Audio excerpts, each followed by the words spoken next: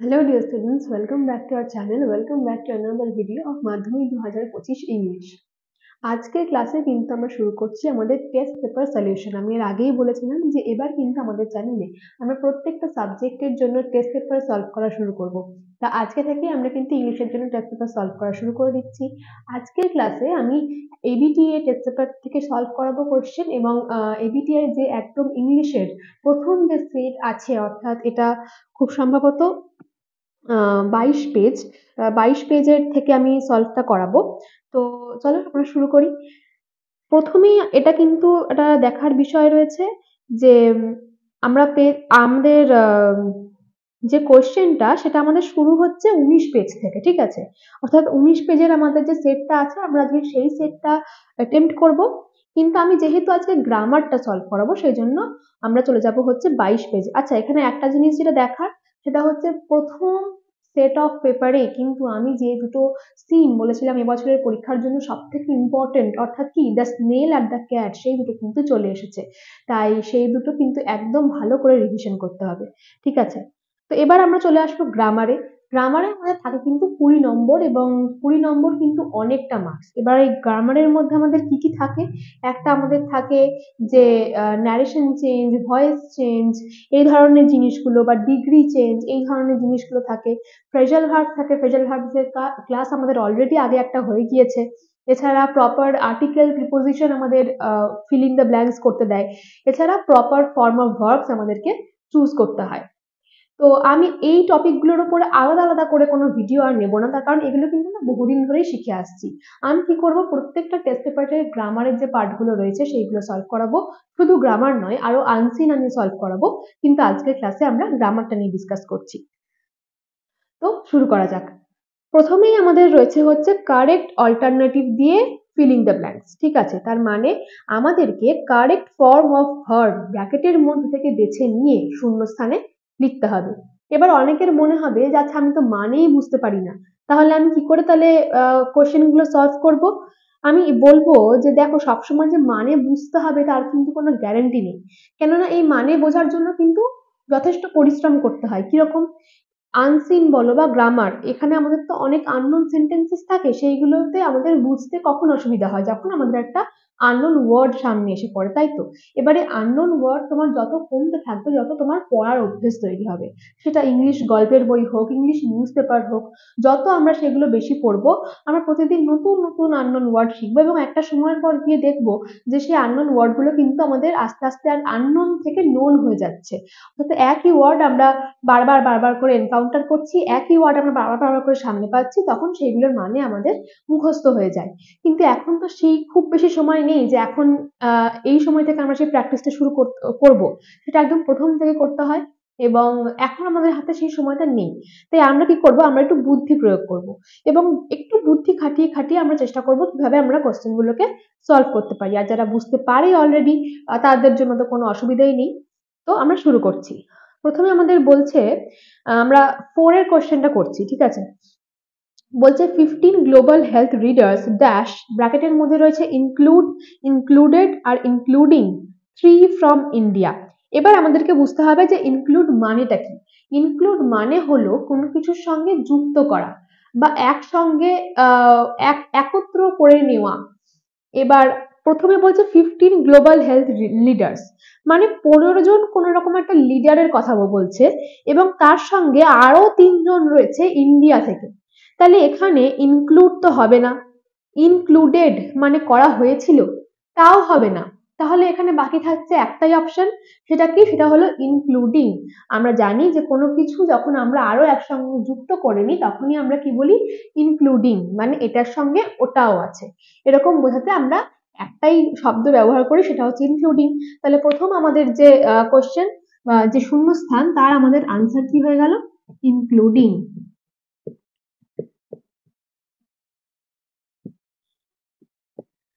পরেরটা কি বলছে? Including 3 from India dash demand have demanded demanding that। আচ্ছা, তার মানে 15 জন লিডার ছিল, তার সঙ্গে ইন্ডিয়া থেকে আরো 3 জন লিডার। এবার এরা কি করতে পারে? এরা দাবি করতে পারে নাকি দাবি কোনো কিছু অলরেডি করেছে, নাকি দাবি করছে। আমরা বুঝতে পারছি যে এখানে বোধহয় কোনো একটা মিটিং জাতীয় কিছুর কথা হয়েছে, এবং যেখানে এই যে 15 জন অন্যান্য দেশের লিডার, আমাদের ইন্ডিয়া থেকে আরো 3 জন লিডার, এরা কিন্তু অলরেডি সেই মিটিংটায় গেছে এবং কোনো একটা কিছু নিয়ে দাবি করেছে। ডিমান্ড করা মানে দাবি করা, তাহলে তারা অলরেডি সেই দাবিটা করে ফেলেছে।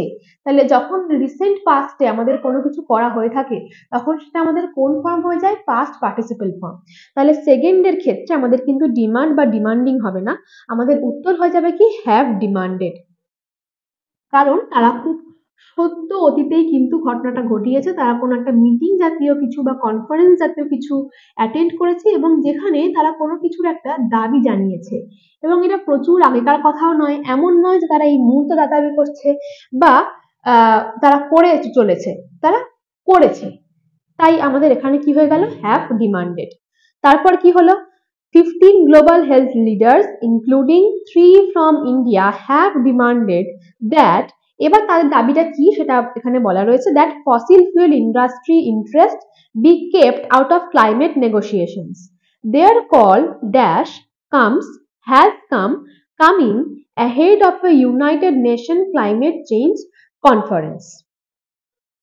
এবার বলছে যে তাদের যে বক্তব্যটা সেটা কোথা থেকে এসেছে, সেটা কোথা থেকে এসেছে আমাদেরকে বলে দেওয়া রয়েছে, United nation climate change conference. আমি একটু আগেই বলছিলাম তারা নিশ্চয়ই কোনো না কোনো কনফারেন্স অ্যাটেন্ড করেছে এবং যেখান থেকে তারা এই দাবিটা করেছে। তাহলে তারা প্রথমে তার সবাই মিলে একটা জায়গায় জড়ো হলো, সেখানে তারা কিছু একটা দাবি করলো। এবার বলছে যে এই যে দাবিটা তারা করলো সেটা কোথা থেকে এলো, এবং এই যে দাবিটা উঠে আসার যে বিষয়, সেই জন্য আমাদেরকে 3টে অপশন দিয়েছে, একটা হলো কামস, একটা হলো হ্যাজ কাম, একটা হলো কামিং। এবং তার আগে কি, এবং যে ফিলিং দ্য ব্ল্যাঙ্কস, তার আগে কি রয়েছে? দেয়ার কল। তার মানে তাদের যেই দাবি সেটা কি সদ্য এসেছে, নাকি আসছে, নাকি এসেই চলেছে? এই 3টের মধ্যে থেকে আমাদেরকে চুজ করতে হবে। দাবিটা তারা করলো এবং তারপরে এবার আমাদের এই যে কল, তাদের যেই ডাক সেটা আসছে, এসেই চলেছে না, তারা তো কনস্ট্যান্টলি বলে যাচ্ছে না বা ডেকে চলেছে না, তারা ডাক দিয়েছে। তারা প্রথমে দাবি করেছে এবং তারপরে ডাক দিচ্ছে এবার। তাহলে এর জন্য আমাদের কি হবে? Present tense. এবং প্রেজেন্ট টেন্সে আমরা জানি কল, কল কি? প্রত্যেকে সম্মিলিতভাবে একটা ডাক দিয়েছে। দেয়ার কল মানে তারা প্রত্যেকে মিলিতভাবে একটা ডাক দিচ্ছে, তার মানে একটাই ডাক দিচ্ছে, একটাই তাদের বক্তব্য। তাই এটা কি হয়ে গেল? এটা হয়ে গেল সিঙ্গুলার ফর্ম। সিঙ্গুলার ফর্মের জন্য আমরা কি জানি? প্রেজেন্ট ফর্মে থার্ড পারসন সিঙ্গুলার নাম্বারের জন্য আমাদের এস বা ইএস যুক্ত হয়, তাই কামের সঙ্গে এখানে কিন্তু একটা এস যুক্ত হয়ে কামস হয়ে গিয়েছে। তাই আমাদের লাস্ট যে ফিলিং দ্য ব্ল্যাঙ্কস, সেখানে আমাদের কি যুক্ত হয়ে গেল? কামস। এবার যদি আমরা সম্পূর্ণ প্যাসেজটার মানে পড়ি তাহলে কি দাঁড়াচ্ছে আমরা দেখি, যে 15 জন বিশ্বের স্বাস্থ্যর যারা নেতা বা লিডার, তাদের সঙ্গে আরো 3 জন ইন্ডিয়া থেকে যোগ দিয়েছিলেন, ইনক্লুডিং সেজন্য আমরা ইউজ করেছি, এবং তারা সম্মিলিতভাবে একটা দাবি করেছিলেন খুব সদ্য ঘটনাটা ঘটে গিয়েছে, সেই এই যে কনফারেন্স, এই যে United nation climate change conference, এটা খুব সদ্য ঘটে গিয়েছে এবং সেখানে তারা সবাই মিলে একটা দাবি করেছেন ক্লাইমেট চেঞ্জ সম্পর্কে। কি দাবি করেছেন সেটা আমাদের আর জানার দরকার নেই, তো দাবি করেছেন সেই জন্য খুব সদ্য অতীতে করেছেন, রিসেন্ট পাস্টে করেছেন বলে আমরা পাস্ট পার্টিসিপল ফর্ম ইউজ করলাম, হ্যাভ ডিমান্ডেড। এবং সবার শেষে তাদের দাবি করার ফলে এই যে একটা সম্মিলিত ডাক তারা দিচ্ছেন, সেই ডাকটা আমাদের এই কনফারেন্স থেকে উঠে এসছে, এবং সেই জন্য আমরা কিন্তু সিম্পল প্রেজেন্ট টেন্স ইউজ করলাম। পরের যে কোশ্চেন আমাদের রয়েছে আমরা সেখানে চলে যাব। পরে আমাদের কি বলা হয়েছে দেখে নিই। এরপরে আমাদের রয়েছে আর্টিকেল আর প্রিপোজিশন। এবারে আমাদের নেক্সট হচ্ছে কি? Article, preposition. আর্টিকেল আমাদের ক ধরনের হয়? 3টেই আর্টিকেল হয় আমাদের। কি কি? এ, এন, দা, তাই তো। এটা আমরা কিসের আগে ব্যবহার করি? সাধারণত কোনো নাউনের আগে, কোনো স্পেসিফিক কোনো কিছুর আগে আমরা সাধারণত দা ব্যবহার করি, আর বাদবাকি জিনিসের ক্ষেত্রে যেগুলো আমাদের কাউন্টেবল সেগুলোর জন্য কিন্তু আমরা এ আর অ্যান ব্যবহার করি। এ হচ্ছে আমাদের কনসোনেন্টের জন্য, অ্যান হচ্ছে আমাদের ভায়োলের জন্য, এটা আমরা প্রত্যেকে জানি। আর প্রিপোজিশন কি? প্রিপোজিশন হচ্ছে কোনো কিছুর অবস্থান বোঝাতে আমরা সাধারণত প্রিপোজিশন ব্যবহার করে থাকি। অবস্থান বা অবস্থা দুটো বোঝাতেই কিন্তু আমরা প্রিপোজিশন ব্যবহার করে থাকি। প্রিপোজিশন কোন গুলো হয়? প্রিপোজিশন হয় হচ্ছে to, at, in, into, of, on, onto, over, etcetera. এগুলো হয় হচ্ছে গিয়ে আমাদের প্রিপোজিশন। তাহলে আমরা এবার শুরু করি। প্রথমে বলছে ড্যাশ আনএমপ্লয়মেন্ট রেট। এবার আনএমপ্লয়মেন্ট রেট এটা বলার আগে আমাদেরকে ভাবতে হবে যে আচ্ছা আরেকটু আমরা এগোই বরং সেন্টেন্সটা। Dash unemployment rate dash the country crossed 10% in October dash আচ্ছা October according dash a private survey, তাই তো? এবার প্রথমে যে বলছে আনএমপ্লয়মেন্ট রেট, আনএমপ্লয়মেন্ট রেট মানে আনএমপ্লয়মেন্ট মানে হচ্ছে বেকারত্ব, ঠিক আছে? এবার কেউ বলতেই পারে যে আমি আনএমপ্লয়মেন্ট মানে তো আমি জানি না, ভালো কথা, রেট মানে তো জানো, মানে কোনো কিছুর হার। তাহলে কোনো কিছুর হার এটা কি কাউন্টেবল, মানে এটাকে কি আমরা গুনতে পারবো যে কোনো কিছুর একটা হার, দুটো হার? না। হারটা কতটা 1% না 2% সেটা আমরা বলতে পারবো, কিন্তু কতগুলো হার রয়েছে এরকম এটা তো আমরা বলতে পারি না। তাই এ আর এন্ড এই দুটো তো আমাদের হচ্ছেই না, কারণ এ আর এন্ড মানে তো একটি, তাই না? আর এখানে আমরা মোটামুটি আশেপাশের ওয়ার্ড গুলো থেকে বুঝতে পারছি একদিকে একটা আনএমপ্লয়মেন্ট রেট বলছে, তারপরে একটা ড্যাশ দিয়ে আবার দা কান্ট্রি বলছে, তার মানে কান্ট্রি মানে দেশ, এটুকু আমরা প্রত্যেকে জানি।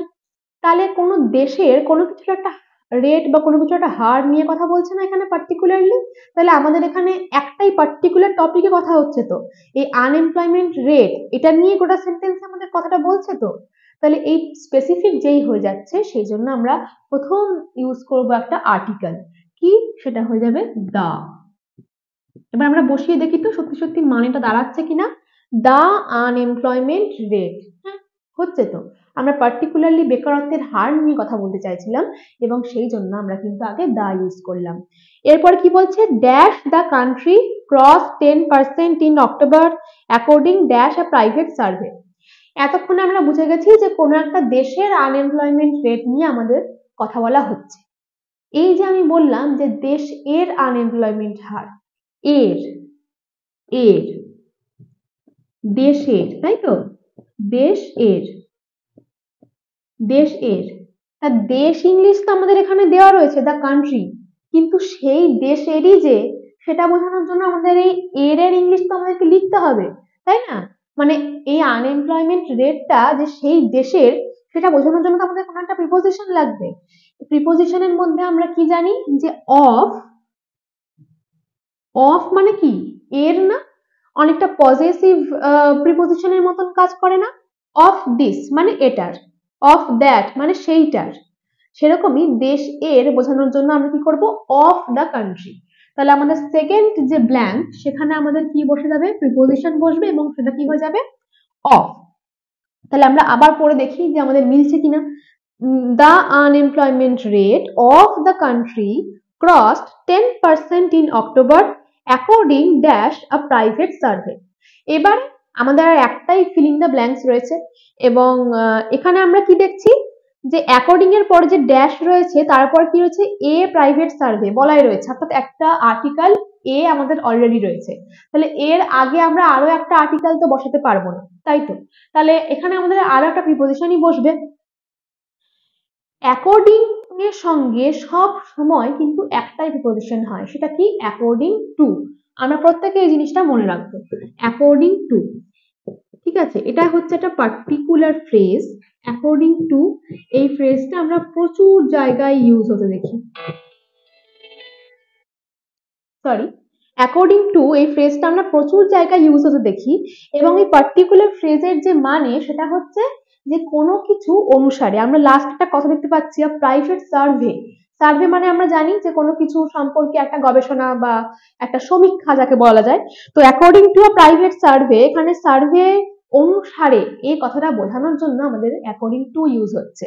তার মানে কোনো কিছু হয়তো আমাদের অলরেডি বলা হয়ে গেছে বা করা হয়ে গেছে, সেইটাকে আমরা ফলো করে বা সেইটাকে অনুসরণ করে আমরা কোনো কিছু বলতে চাইছি, সেটাকে অ্যাড্রেস করে আমরা কিছু বলতে চাইছি, তখন আমরা কি বলবো, যে অ্যাকর্ডিং টু।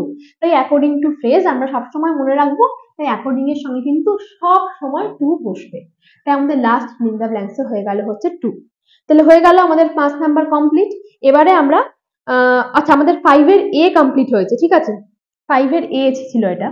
এবারে আমাদেরকে কিন্তু 5 এর বি করতে হবে। 5 এর বি তে কি রয়েছে আমাদের, ডু অ্যাজ ডিরেক্টেড। এখানে আমাদের ভয়েস চেঞ্জ রয়েছে, ন্যারেশন চেঞ্জ রয়েছে, আর ডিগ্রি চেঞ্জ রয়েছে। তাহলে আমরা এবার সেইগুলো করব। আচ্ছা, এবারে আমাদের কি রয়েছে, ডু অ্যাজ ডিরেক্টেড। প্রথম আমাদের যেটা রয়েছে সেটা হচ্ছে ভয়েস চেঞ্জ। কি দেওয়া রয়েছে, the fire in the office was extinguished. তাহলে প্রথমে আমাদের কি বুঝতে হবে যে এটা প্যাসিভ ভয়েসে আছে নাকি একটি অ্যাক্টিভ ভয়েসে আছে।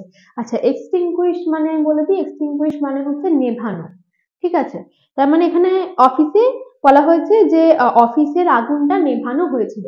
আগুন তো নিজে নিজে নিভতে পারে না, নেভানো হয়েছিল, তার মানে কারোর দ্বারা করা হয়েছিল। এবার কার দ্বারা করা হয়েছিল সেটা এখানে বলা নেই, সেটা আমরা জানি অনেক সময় প্যাসিভ ভয়েসে আমাদের কিন্তু এজেন্ট উপস্থিত থাকে না। তাহলে এখানে আমাদের এটা উইদাউট এজেন্ট প্যাসিভ ভয়েসের সেন্টেন্স, এটাকে আমাদের অ্যাক্টিভ ভয়েসে নিয়ে যেতে হবে। অ্যাক্টিভ ভয়েসে নিয়ে যাওয়ার জন্য আমাদের কি করতে হবে, আমরা জানি যে প্যাসিভ ভয়েস থেকে যখনই আমরা কোনো সেন্টেন্সকে অ্যাক্টিভ ভয়েসে নিয়ে যাব, তখন আমাদের যে সাবজেক্ট থাকে সেটা অবজেক্ট হয়ে যায়, আর যেটা এজেন্ট থাকে সেটা আমাদের সাবজেক্ট হয়ে যায়, তাই তো। যেহেতু এখানে আমাদের এজেন্টে কিছু নেই, তাহলে আমাদেরকে এখানে কি বলতে হবে, আমরা এখানে বলবো, তার মানে কি, the fire in the office was extinguished by whom. By বলা নেই, বাই সামওয়ান, কারো না কারোর দ্বারা করা হয়েছিল। তাই বাই সামওয়ানটা আমাদের এখানে কি হয়ে যাবে, প্রথমেই কিন্তু সাবজেক্ট হয়ে চলে আসবে, তাই তো। তাহলে আমরা সেন্টেন্সটা শুরু করব কি দিয়ে, সামওয়ান। এবারে ওখানে আমাদের কি ছিল, অক্সিলারি ভার্ব ছিল, তার সঙ্গে ভার্বের ভি3 ফর্ম ছিল। কিন্তু এখানে যেহেতু আমরা অ্যাক্টিভ ভয়েসে করছি, তাই অক্সিলারি ভার্ব আমাদের এখানে লাগছে না। তাহলে আমরা সরাসরি ভার্বের ভি3 ফর্মটা এখানে লিখে দেব, কি, এক্সটিংগুইশড। তাহলে আমরা এখানেও সেই সেম ফর্ম লিখে দিচ্ছি, সামওয়ান এক্সটিংগুইশড। এক্সটিংগুইশড, কি এক্সটিংগুইশ করেছিল, দ্য ফায়ার। আমরা জানি প্যাসিভ ভয়েসের সাবজেক্ট অ্যাক্টিভ ভয়েসের অবজেক্ট হয়ে যায়, দ্য ফায়ার। এবার বাদ বাকি সেন্টেন্স যেমন ছিল তেমন, ইন দ্য অফিস। ব্যাস, আমাদের ভয়েস চেঞ্জ ডান। আমরা এসভিওসি ফর্মে এটাকে কনভার্ট করে ফেলতে পেরেছি, যেমন ভাবে আমাদের সেন্টেন্স থাকা উচিত, তাই আমাদের ভয়েস চেঞ্জ ডান। কি হয়ে গেল, সামওয়ান এক্সটিংগুইশড, সরি এটা ডিস্টিংগুইশড ছিল নাকি, না extinguished the fire in the office. ঠিক আছে, এরপরে আমাদের নেক্সট কোয়েশ্চেন, এটা আমাদের ন্যারেশন চেঞ্জ রয়েছে, তাই তো। ন্যারেশন চেঞ্জে আমরা জানি যখনই আমাদের ডাবল ইনভার্টেড কমার মধ্যে কোনো সেন্টেন্স দিয়ে দেওয়া থাকে এবং সে টু এই ধরনের ভার্ব থাকে, তখনই আমরা সেটাকে কি বলি, ডিরেক্ট মোডে আছে। তাই আমাদেরকে কি করতে হবে, এটা ইনডিরেক্ট মোডে করতে হবে। তাহলে প্রথম আমরা শুরু করছি, তাহলে প্রথমে আমরা যেমন আছে ঠিক সেরকম ভাবেই কিন্তু শুরু করব। কি আছে, দ্য টিচার আমি প্রথমে লিখলাম। এবারে কোশ্চেনের দিকে তাকালে দেখবো যেখানে কিন্তু এটা আমাদের একটা ইন্টারোগেটিভ সেন্টেন্স, মানে কি, জিজ্ঞাসামূলক বাক্য। কি করে বুঝলাম, আমাদের ইনভার্টেড কমার মধ্যে যে অংশটা রয়েছে সেটাকে দেখে মূলত আমরা বুঝতে পারি যে আমাদের কি ধরনের সেন্টেন্স দেওয়া হয়েছে। যেহেতু এটার লাস্টে আমরা একটা কোয়েশ্চেন মার্ক দেখতে পাচ্ছি, সেই জন্য আমরা কিন্তু বুঝতে পারছি এটা একটা প্রশ্নবোধক বাক্য, তাই তো। আর প্রশ্নবোধক বাক্যের ক্ষেত্রে আমরা বাংলায় কি বলবো, যে এখানে আমাদের সেন্টেন্সটা কি রয়েছে, the teacher said to the student, have you any question. মানে টিচার ছাত্রটিকে বললো যে তোমার কি কোনো কোয়েশ্চেন রয়েছে। তাই এটাকে যদি আমরা সাধারণভাবে বলি, তাহলে আমরা কি বলতে পারি, যে বাচ্চাটিকে টিচার জিজ্ঞেস করেছিল যে তার কোনো প্রশ্ন রয়েছে কিনা, তাই তো। এই যে আমি বললাম জিজ্ঞেস করেছিল, তাই আমরা কি জানি, ইন্টারোগেটিভ সেন্টেন্স থাকলে আমরা আস্ক ইউজ করতে পারি। আমরা রিপোর্টিং ভার্বটা কিন্তু ইউজ করতে পারি আস্ক। সাধারণত আমাদের সেড টু বা সেজ টু থাকলে টোল্ড, টেলস এইগুলো হয়ে যায়। কিন্তু যেহেতু এখানে এটা একটা ইন্টারোগেটিভ সেন্টেন্স, তাই আমরা সেই জন্য ঠিক তার সঙ্গে মানানসই রিপোর্টিং ভার্ব জিজ্ঞাসা করেছিল অর্থাৎ আস্কড ইউজ করতে পারি। তাহলে আমরা এখানে সেটাই করব। আমরা কি লিখবো, the teacher asked the student.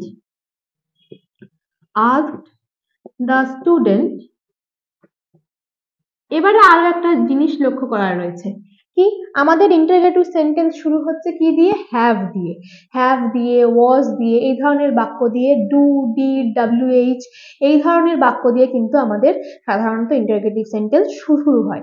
এবং যদি হ্যাভ বা হ্যাজ এই ধরনের ভার্ব আমাদের থাকে, তাহলে আমাদের সেটা ইন্ডিকেট করার সময় কিন্তু হয়ে যায় if.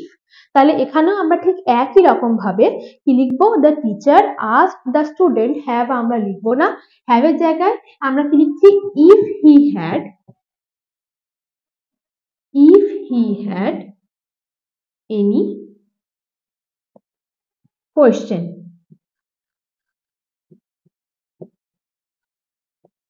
have you any question, সেখান থেকে আমরা কি লিখলাম, if he had any question।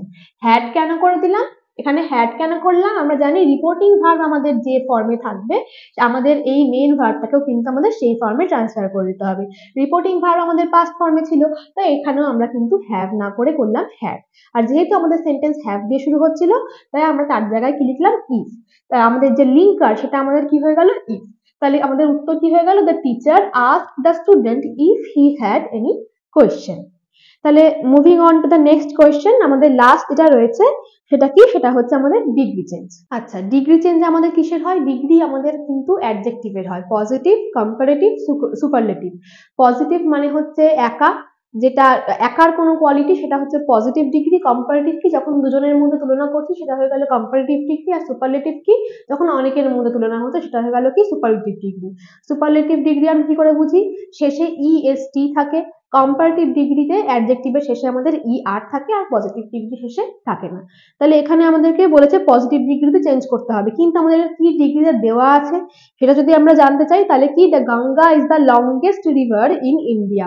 The longest, long, longer, longest. Longest হচ্ছে আমাদের সুপারলেটিভ ডিগ্রি, তার মানে আমাদের প্রশ্নটা দেওয়া রয়েছে সুপারলেটিভ ডিগ্রিতে, আর আমাদেরকে কনভার্ট করতে হবে পজিটিভ ডিগ্রিতে। এর ক্ষেত্রে কিন্তু একটাই পার্টিকুলার স্ট্রাকচার আমাদের জানা রয়েছে, কি, আমি তোমার স্ট্রাকচারটা লিখছি, তারপর আমি উত্তরটা লিখবো, ঠিক আছে। সুপারলেটিভ ডিগ্রি থেকে সবাই এটা নোট করে নিতে পারে, যাতে পরীক্ষায় আসলে সুপারলেটিভ থেকে যদি আমাদের পজিটিভ করতে হয়, আচ্ছা আমি এটা ওপরে লিখছি, এটা একটু গুরুত্বপূর্ণ।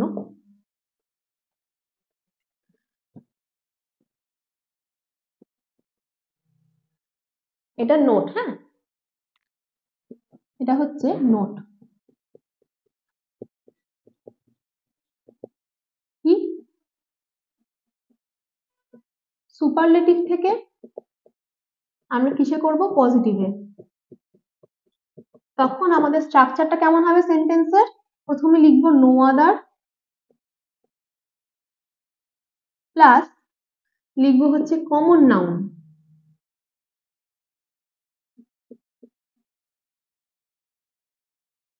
তারপরে লিখবো কি, অ্যাডভার্ব, তারপরে দেব বি ভার্ব, তারপরে দেব অ্যাজ বা সো, তারপরে আবার অ্যাডজেক্টিভ, তারপরে আবার অ্যাজ, লাস্টে এখানে হচ্ছে প্রপার নাউন।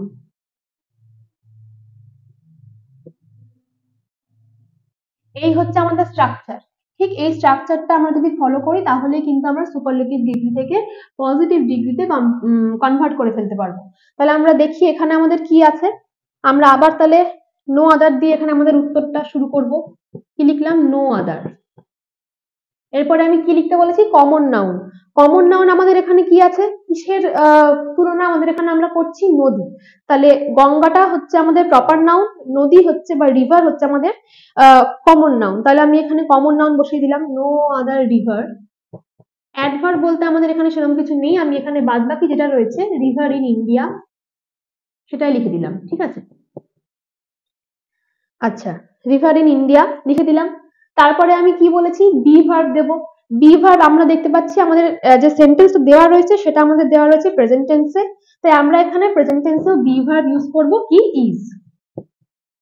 ইজ, ঠিক আছে। তারপরে আমি কি বলেছি, অ্যাজ বা সো লিখে তারপরে আমরা অ্যাডজেক্টিভ লিখবো, তারপরে আমরা আবার অ্যাজ লিখবো, তার মানে ইজ। তাহলে আমি লিখলাম অ্যাজ। এবার আমাদের অ্যাডজেক্টিভ কি রয়েছে এখানে, আমাদের অ্যাডজেক্টিভ এখানে রয়েছে হচ্ছে লং, লংগেস্ট রয়েছে।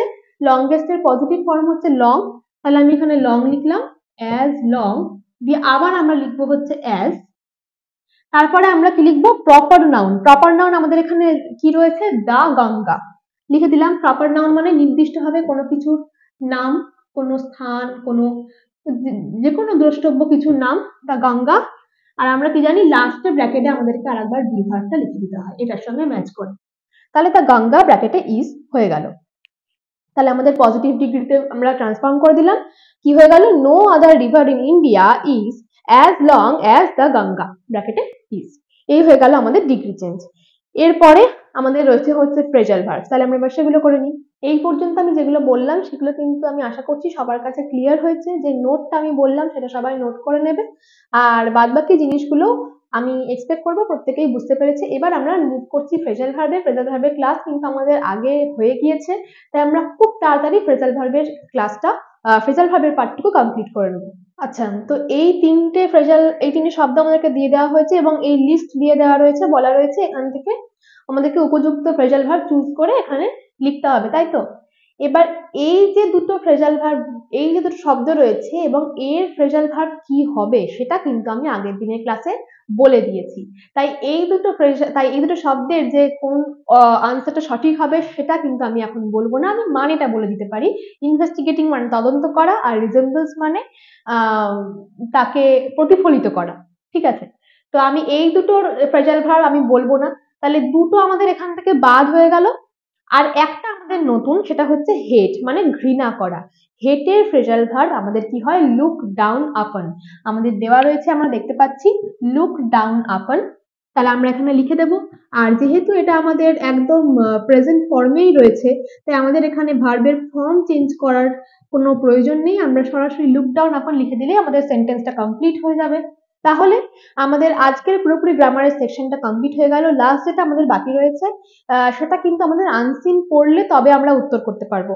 তাই সেটা আমি এই আনসিনটা যেদিন সলভ করাবো সেদিন করিয়ে দেব। আর আমাদের তোদের জন্য যেটা হোমওয়ার্ক থাকলো সেটা হচ্ছে যে এই যে দুটো শব্দ তার ফ্রেজাল ভার্ব কি হবে সেটা কমেন্ট করে জানানো, ঠিক আছে? তাহলে আজকের ক্লাস এই পর্যন্তই। দেখা হচ্ছে পরের ক্লাসে। পরের ক্লাসে কিন্তু আমি ঠিক এরকম ভাবেই আরো অন্য কোনো পেপারের আনসিন বা গ্রামার বা হয়তো কোনো একটা সিনেরই কোশ্চেন আনসার সলভ করিয়ে দেবো। তাই এই ধরনের আপডেটগুলো পেতে হলে keep watching our videos and subscribe to our channel. Thank you.